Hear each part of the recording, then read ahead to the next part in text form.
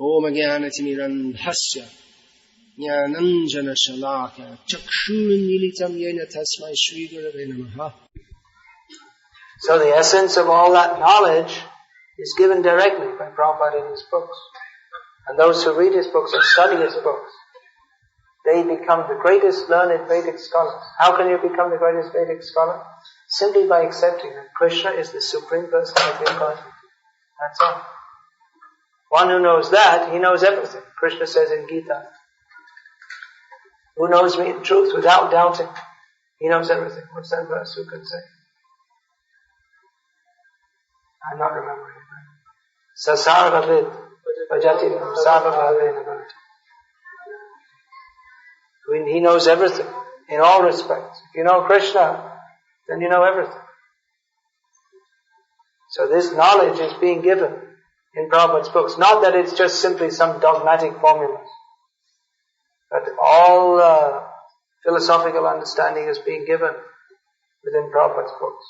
Knowledge to defeat atheism, knowledge to defeat Mayavad, and knowledge to nourish our understanding of Krishna. And understanding of Krishna leads to love of Krishna. As Krishna repeatedly says in Gita, there are many verses in this regard. Aham sarvasya prabhavo matas sarvam prabhavati iti matra bhajante mam buddhavam samvita. When we know how great is Krishna, and naturally we want to worship Krishna. So the first stage of understanding is to understand how great is Krishna. Otherwise, without that, there will be misunderstanding. Certainly, if we hear the intimate pastimes of Krishna, without first understanding how great is Krishna, then we'll misunderstand and we'll think that, what is this? He's dancing with other people's wives, and why are they making such a big fuss? He's just a cowherd boy. That's what Brahma thought. What's all the big fuss about this Krishna? He's just a cowherd boy. My father's Narayana. Not a cowherd boy. Come on, he's just running in the field. His mother's getting him up in the morning and dressing him, and he's going to the field. And my father's Narayana, and he's supposed to be Narayana. I don't believe it. So Krishna showed him, I am Narayana. Brahma was offering all his prayers, and Krishna was standing there. Brahma couldn't understand, is Krishna satisfied or not satisfied? And the acharyas have revealed that Krishna was just thinking, who is this Brahma? I just want to play with my cowherd boyfriends. Why is he offering all these prayers to me? Brahma, I can't understand. He himself admitted that someone may think they understand Krishna. As far as I'm concerned, I don't understand Krishna. So first of all, we have to understand Krishna's greatness, his opulences, as described in Shastra, as revealed by the acharyas. The essence of all the acharyas' teachings have been given by Srila Prabhupada. They've been given in his books, which he said are non-different from him. The teachings of a self-realized person, they're not different from him. They are the essence of him. The essence of an acharya is not, see, sometimes they collect information, what kind of clothes he wears and what kind of food he eats. That's not the essence of understanding. What does he teach? Vani and Vapu. What is the teaching? So that the teachings of the acharyas, they're recorded in the books. Prabhupada, he said, I'm not different from my books. Once a newspaper reporter asked Prabhupada, what will happen to this room when you die? Prabhupada said, I'll never die. I'll live forever in my books.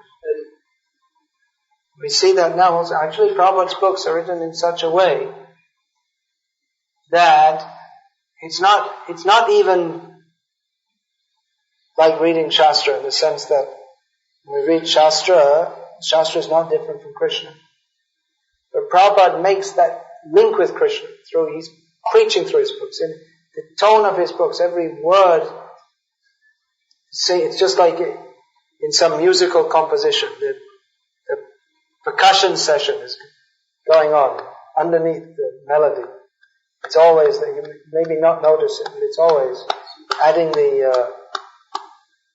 the bass without which the melody just doesn't sound proper. So the percussion or the constant pounding throughout Prabhupada's books is that Krishna is the Supreme Personality of Godhead. You are His servant. Surrender to Him. It's in every word, every line, even between the letters, like Krishna is within every atom and even between the atoms. So in every word and even between every word, even in the spaces in Prabhupada's books, that's the Krishna is the Supreme Personality of Godhead. You are His servant. Surrender to Him. It's the heart pushing us, and guiding us. In any book, you can feel the presence of the author. So in Prabhupada's books, you can feel he's there, telling you, Krishna is the Supreme Personality of Godhead. You are His servant. Surrender to Him, and giving us all guidance and information how to do that. All questions can be answered just.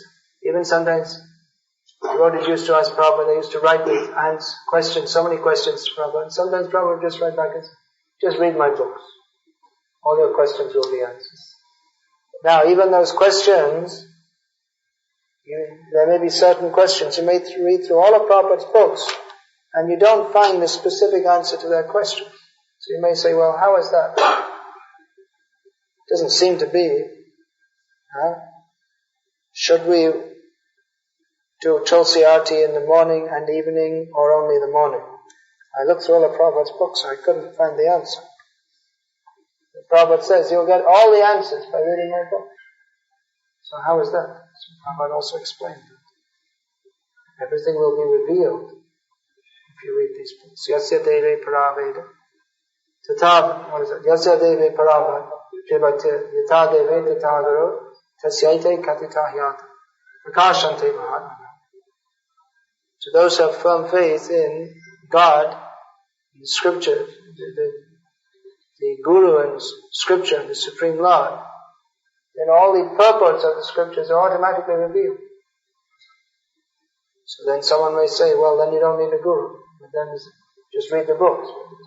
So you have to have firm faith in Guru also. That means to follow his instructions. Guru means who gives instructions according to the Shastra. Shastra means that which reveals Krishna and which is the guidebooks for all of us. So these three principles, Guru, Sadhu, Shastra. Sadhu means who lives according to the principles of Scripture. So that may be understood as those devotees who are strictly following Guru and Shastra, may also be understood as the previous acharyas who have expounded on the Shastra. This is the safe path. Guru, Sadhu, Shastra. Guru, Sadhu, Shastra, Vaka, Chitete, Koriya, Oikya, Arna, Koriya, Mumyasha. Narottam Das has said. These three, we follow these things, fix up their instructions in our heart, not deviate from them. So this Shastra, Prabhupada has given in his books. He said that these books, they are the law books for mankind for the next 10,000 years. That means exactly how we should live our lives. What is the purpose of our lives? How to live them. You'll find everything is in these books. They're a great gift. We don't realize these books are not different from Krishna. Do you want to find Krishna? Prabhupada said you won't find Krishna loitering in Loi Bazaar. You know in Vrindavan there's Loi Bazaar. If you want to go shopping, and Prabhupada said you won't find it. You can go and loiter in Loi Bazaar. But you won't find Krishna there. You have to find Krishna by the method of devotional service, as outlined in these books of Srila Prabhupada. In Chaitanya Charitamrita, the example is given that people, they have to eat grains to become strong. So in the same way, Prabhupada has given the example that You have to study these books, then you'll become strong in Krishna consciousness. If you don't study them, then you may chant Hare Krishna, but your understanding of why you're chanting will not be complete. The mind, we have the tendency to speculate, to judge everything in terms of our own limited intelligence, or to judge things in terms of, we have so much information, or so many ideas we're receiving from the newspapers, television, from other people we meet. The whole idea is given, you should enjoy this material world. Here in Dubai, there's a very strong idea, develop economically. So many ideas. Decoration of the body is very prominent in the modern society. So much huge business, fashion business, cosmetic business, shampoo business, hairstyle business. So this propaganda is there, completely maya, nonsense. So if we're constantly being subjected to this in the form of songs, advertisements, other people we meet who are completely immersed in this ridiculous way of life. So we have to read Srimad Bhagavatam to get the real vision. Otherwise we're in darkness. Kalo nashya drishamesha purana kaudinodita. We're in the darkness of Kali Yuga. We have to get light, especially from this Bhagavad Purana. That will make us strong. Therefore we have to regularly study. On one side you see, there's all this nonsense of the gross material civilization. And on the other side, for Hindus, there's so many bogus ideas that you have inherited from your Hindu cultural upbringing. So many babas and Gurus and gurus and gurus and so many wrong ideas. It's all the same. Great guru is coming. How can you know he's got a great guru when he has a 1 meter long beard? Main symptom. He's been growing his beard for a long time. You'll find at Kumbh Mela, all these sadhus with the jota, and they let it down, and some it comes right down to the ground and even along the ground. It's very prestigious. He's been growing his hair he's 300 years old. You can tell, otherwise how can he have such long hair? So what's he been doing for the last 300 years? Growing his hair. You come to Kumbh Mela and show everybody. Oh, sit on, put some thorns and sit on it. And everyone will come. What a thrill, every 12 years. Come out and show everyone. What a great sadhu. And some of them, people, what is saintliness? They have no idea. There was one Baba, he was considered very saintly because he never touched the ground. He lived in a big cottage on stilts. So he's taken a vow never to touch the ground. What is the value of such a vow? How does it benefit him or anybody else? But people say, oh, they come, oh, very great saint, and he stands up and blesses him. What's the blessing? That you can also build a house on stilts and be like him. What is the... I mean, really, Hinduism. What is, just like this Santoshima. You know this Santoshima? You heard of this? You know how this is Santoshima ever... What is this Santoshima? People worship. Give me a refrigerator. Give my husband a promotion. Where is this Santoshima? Which Shastra is this in? Does anyone know? There was a film which was made in Bollywood which invented Santoshima. And now it's part of Hinduism. Garv se kaho hum Hindu hai. You know that? There was a film which invented this Santoshima. So there are so many misconceptions. So read Prabhupada's book. And don't skip the parts you don't like. All those nasty sections which talk about material attachment, becoming detached from this material world, and how material life is simply a pit into which people pass to. Don't.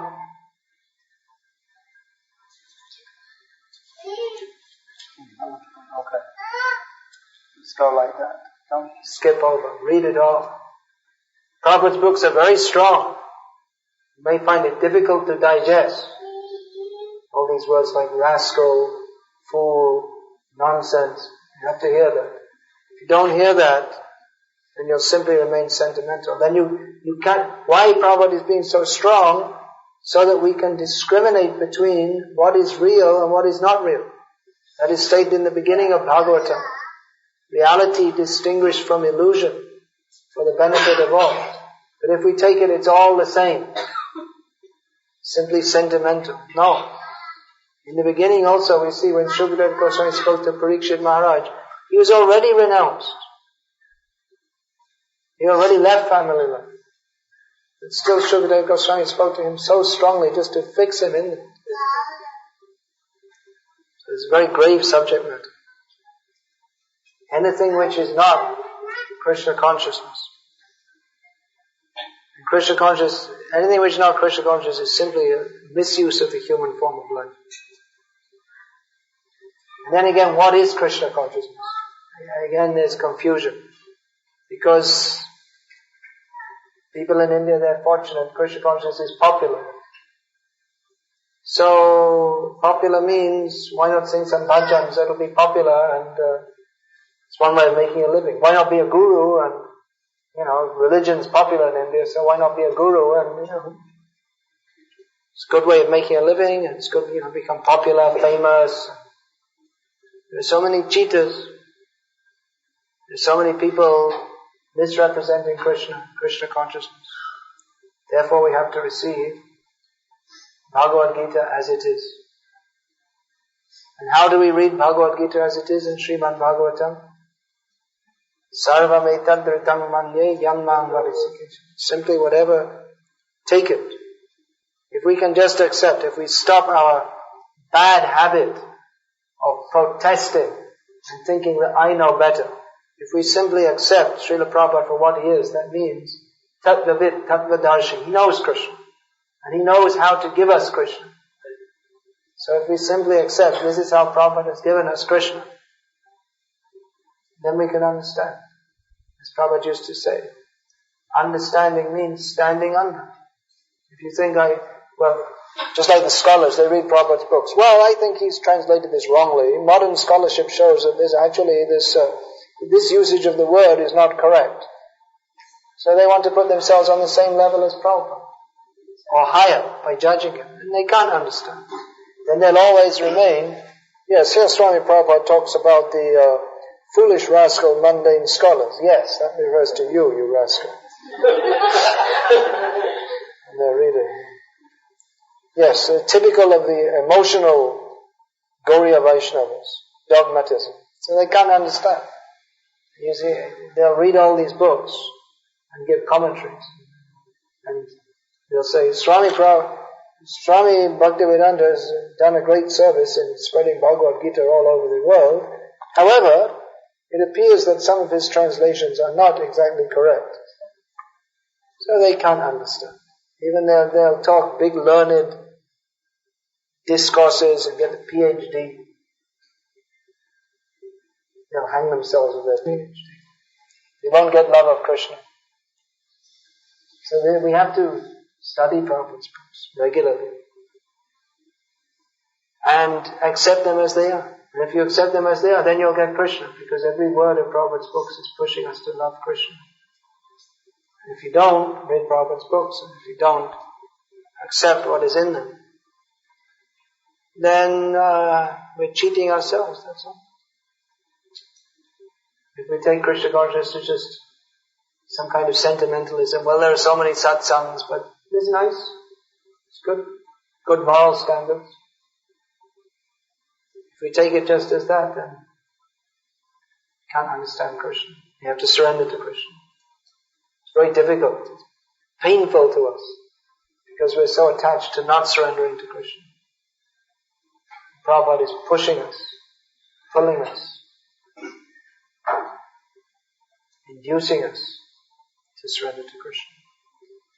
Therefore we have to read Prabhupada's books regularly. Vedaischa savera hameva vedyaha vedanta veda vedeva chaham. All the Vedic knowledge is simply meant to understand Krishna. The essence of all Vedic knowledge is in Prabhupada's books. If we read Prabhupada's books and enter into the spirit of their teaching and follow what he teaches, then we will get Krishna. Hare Krishna. Is there any question, please?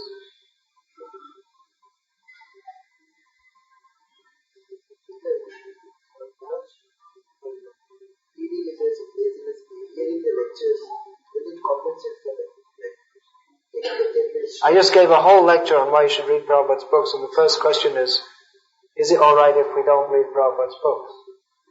The answer is no.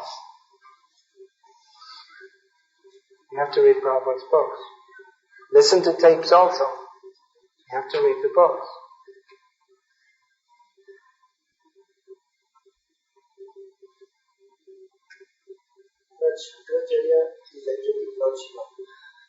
Yes, Shankaracharya is Lord Shiva. Lord Shiva is the greatest Vaishnava. Yes, Lord Shiva is the greatest Vaishnava. So a Vaishnava knows that Krishna is the supreme.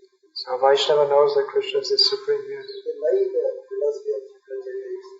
So why did Shankaracharya teach a different philosophy? Because he was ordered to by Lord Narayana. Lord Narayana told him that in Kali Yuga so many people are being born and they want to be rascals. So you teach them this philosophy. By which they can take shelter of that because they want to go to hell. This is a good philosophy for them. So Lord Shiva, he's the greatest Vaishnava, but he has a certain function, which is the destructive function. This Mayavad is destructive philosophy. So he does that on the order of the Supreme Lord, but he also teaches what he knows to be correct. Bhaja Govindam, Bhaja Govindam, Bhaja Govindam, Mudhamati, Samprapte Sanhite Kane, Nahi Nahi Akshati Dukrim Kane. At the end he told us, actually it is all, whatever I taught was rubbish, you should chant Hare Krishna. But his followers don't want to. Now, another thing is that actually this Mayavad,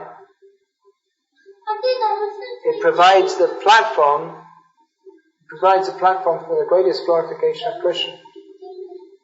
Because by providing the wrong philosophy or the antithesis of the absolute truth, then the Vaishnava Acharyas have been given the platform to very strongly establish that Krishna is the Supreme Personality of Godhead.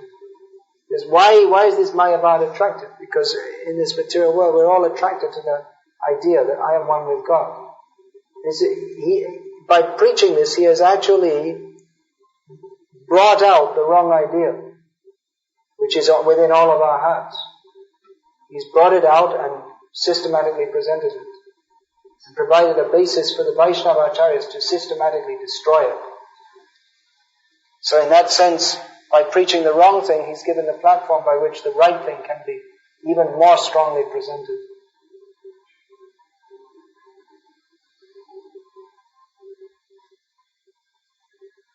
But when you come for places like this, where there are a lot of grihasthas and other people, why is it that there's a lot of grihasthas everywhere?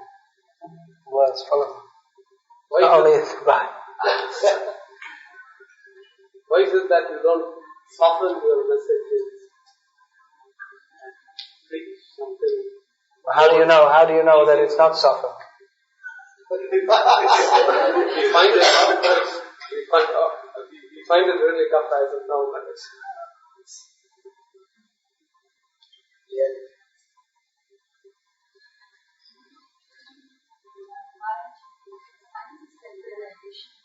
You didn't get an answer to this. I don't know, I didn't examine my own psychology. Maybe we should call a psychologist to do that. I'm not very good at this psychology. But whatever your message is, like understanding and trying to follow it, there is a happiness that is in last 4-5 days. Yeah. By discussing Krishna, we should become happy. Where's that Pundarik? Where is he? He knows that verse? Tava katam ritam. He can say also, a little boy can say. Anyway, the purport is that by hearing about Krishna, tapta jivanam, we're all burning in this fire of material life.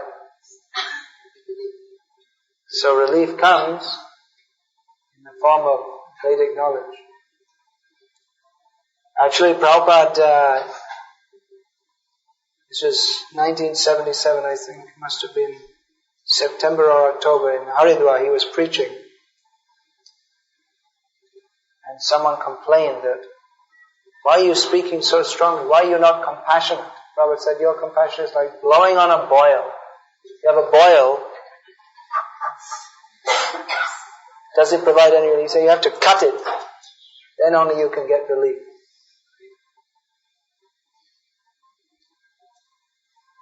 Cutting is painful, but the boil is more painful. What is your question? If you wonder why I speak, actually I regularly get complaints. Why am I speaking so strongly? I've been having for so many years. So in that book, My Memories of Prabhupada, I gave an essay explaining why I speak strongly. With 132 quotes, mostly from Prabhupada, also from Bhakti Sasra Thakur and Gaurkishore Das Babaji Maharaj. So if you want to know, you can read that. Please, what's the question? You said that a question should have been one of the speakers treat your guru like God. And also another expression that I'm trying to glorify the yourself of God. How is God? Somebody asked me this question and I couldn't do that. Yeah, the disciple sees the guru as God, and the guru sees himself, I'm just trying to be the servant of God. So this is actually maybe from a logical, worldly, mundane, objective point of view, you can't understand it. Chaitanya Mahaprabhu taught that a Vaishnava should be humble. But Krishna in the Bhagavatam teaches, Acharyang mang vijanayam navamanyeta karhichit namartya buddhya suyeta sarvadeva maya guru.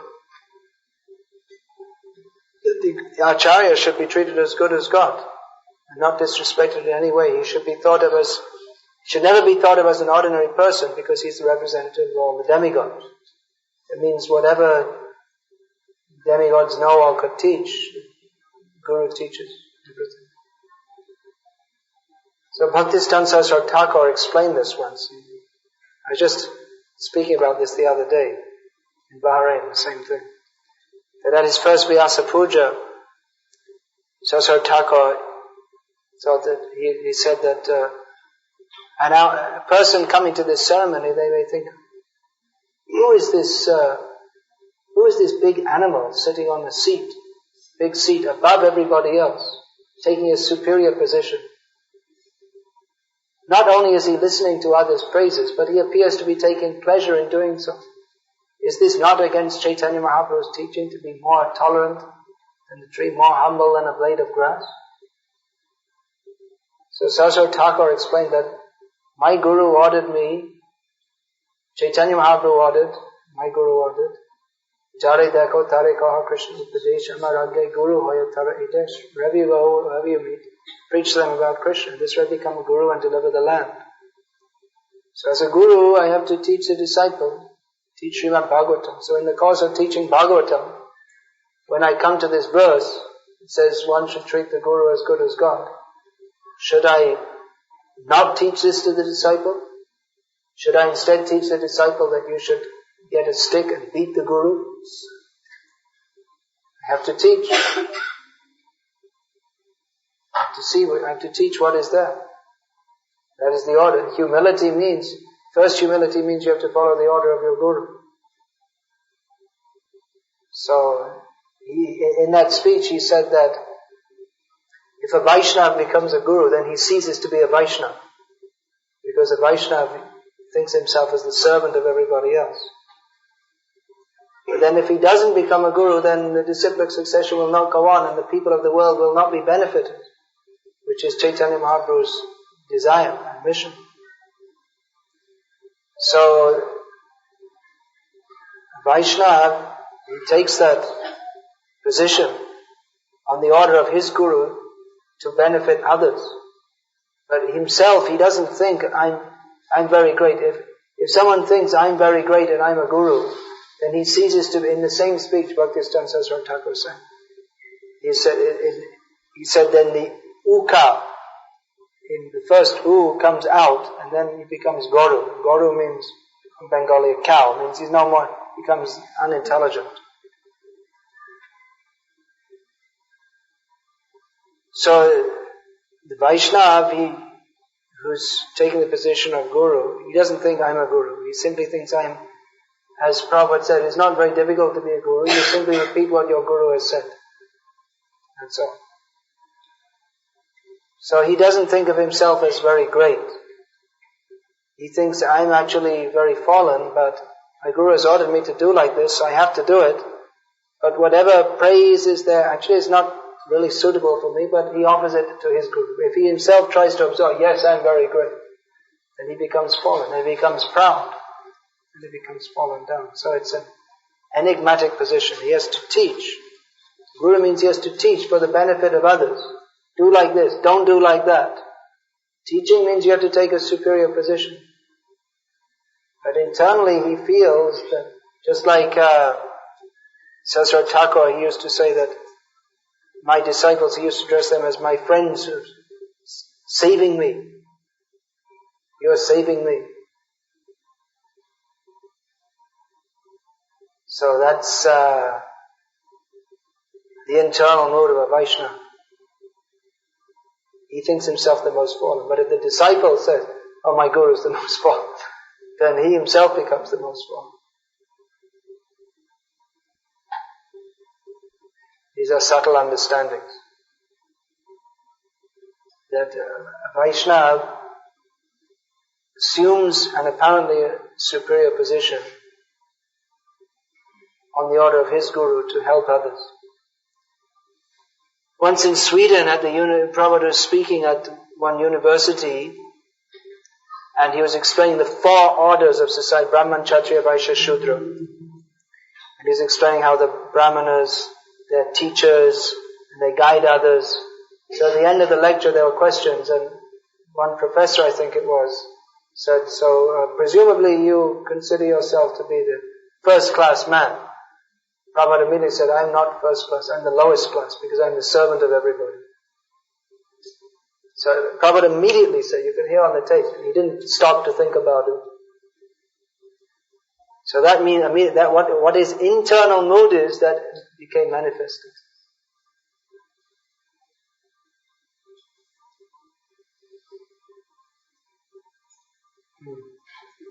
How can we be non-materialistic in the world? Same can be responsible to our elders, others to our children. How can we not be materialistic? We have to understand what materialistic means. Materialistic means to have the desire to enjoy this material world and exploit the resources of this material world instead of offering everything to Krishna. So you can live in this material world offering everything to Krishna. Then you have to know how to offer it to Krishna. Just like we see many people in India, they say, I'm a karma yogi. I'm working but I'm not attached to the results. But actually they're fully attached. They only say I'm not attached.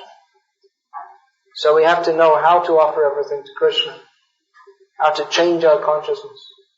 Bhaktivinoda Thakur said, Manasa deho geho jo kichumar apilum tua pade nandakisha. Everything I have, my mind, my home, my family, I'm offering to Krishna. So how to do that? Actually that requires guidance from an acharya, how everything should be offered to Krishna. we give up. Of course, we may not be able to do it immediately, but it means a change of consciousness. Krishna consciousness doesn't just mean accepting some formulas, no meat eating, no gambling, but it actually means a whole change of consciousness. Instead of thinking, I'm here to enjoy myself, thinking that I'm here to serve Krishna. So that can be done in any station of life. It may be that a householder may be non-attached and not materialistic, even though he may live in opulence because he offers everything to Krishna. Whereas it may be a sannyasi who's living with just a danda and kamandalu. He may be very materialistic because he's thinking all the time how to get some facility, when will I eat next, how will I get good food. So he's all the time thinking about his stomach, material things. Whereas a householder may be living in great opulence and simply thinking how to serve Krishna. So it's a change of consciousness. Now generally it's understood that the householder ashram there's more attachment there.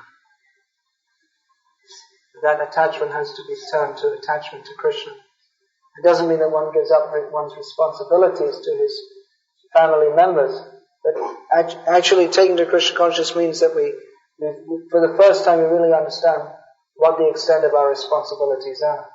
Because the materialistic householder thinks that my responsibility is simply to feed my children and clothe them and give them education. But Krishna conscious devotee knows that I have to teach my children about Krishna on top of all these things. Yeah.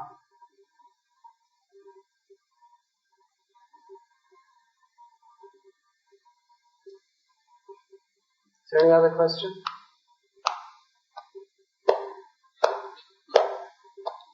So, chant Hare Krishna. Mentally the kirtan.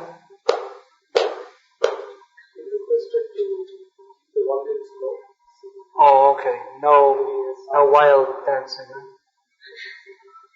Okay, we can do gracious dancing.